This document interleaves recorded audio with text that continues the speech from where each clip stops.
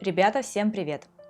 Про то, почему Генрих Густавович Нейгаус является одним из самых выдающихся и успешных педагогов-пианистов, и о его педагогических методах, благодаря которым он воспитал целое созвездие пианистов, среди которых Святослав Рихтер, Вера Горностаева, Алексей Насеткин и его сын Станислав Генрихович Нейгаус, я уже рассказывала в другом видео.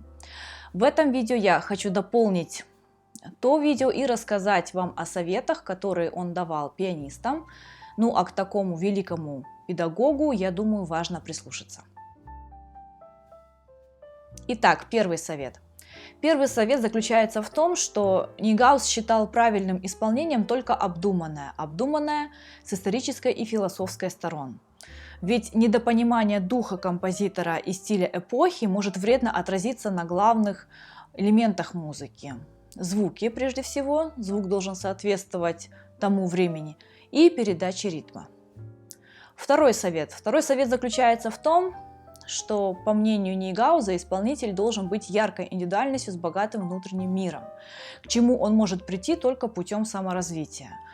Нейгаус считал, что неверная интерпретация как раз та, которой вас научили. Необходимо самому пережить, продумать и проработать ту музыку и ее состояние, которое вы исполняете. Третий совет. Нейгаус советует пианистам подолгу вживаться в одного автора, разучиваемого вами произведения, изучая его личность и творчество. Четвертый совет. Пианист должен иметь большую насмотренность и наслушанность, то есть развивать свою фантазию для исполнения метафорами, образами, различными аналогиями с явлениями природы, допустим, развивать в себе любовь к другим видам искусств, к литературе. Физические же данные могут и не играть особой роли, ведь пианисту, по его словам, важна прежде всего хорошая голова, музыкальный слух и интуиция, а уже потом хорошие руки. Пятый совет. Нейгаус советовал пианистам ставить себе специально завышенные цели для преодоления. От этого будет зависеть постоянный рост, ведь невозможные потуги приведут к возможным достижениям. Шестой совет. Это совет об аппликатуре. Здесь несколько принципов. Первый принцип заключается в том, что выбор верной аппликатуры, как принято думать, значит выбор удобной. Но бывает так, что удобными пальцами просто невозможно передать требуемую композитором фразировку.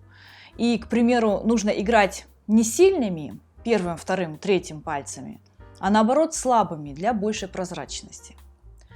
Второй принцип заключается в том, что пианисты всегда могут при случае заменить одну аппликатуру на другую, но выучивать надо, как правило, одну, твердо установленную, наилучшую из возможных, ведь голова не должна помнить хуже, чем пальцы. Обобщая его советы, приходим к следующим выводам.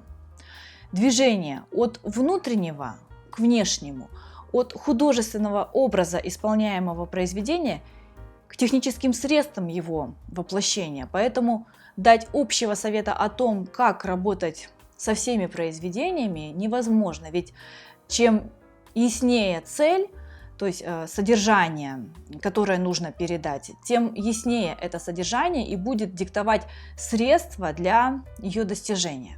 Второе. Активация вашей познавательной деятельности. Что сюда входит? Сюда входит та самая предварительная насмотренность, наслушанность. То есть, чем больше вы знаете, тем вы интереснее играете.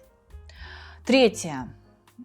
Преднамеренно завышенные требования к самому себе и азарт справиться с ними. Четвертое. Созидание своей личной индивидуальности со своим богатым внутренним миром, а не под копирку. Что я, кстати, тоже не люблю у академических музыкантов, ведь всегда учат играть как кто-то. Звуком этого, звуком того, в темпе всего и так далее. По моему мнению, это, наверное, самый важный совет от Нейгауза. На сегодня у меня все. Спасибо, что посмотрели. Если у вас есть какие-нибудь интересные комментарии по этому поводу, пожалуйста, делитесь. Подписывайтесь на мой канал, ставьте лайк, если информация оказалась для вас полезной и интересной. Всем пока!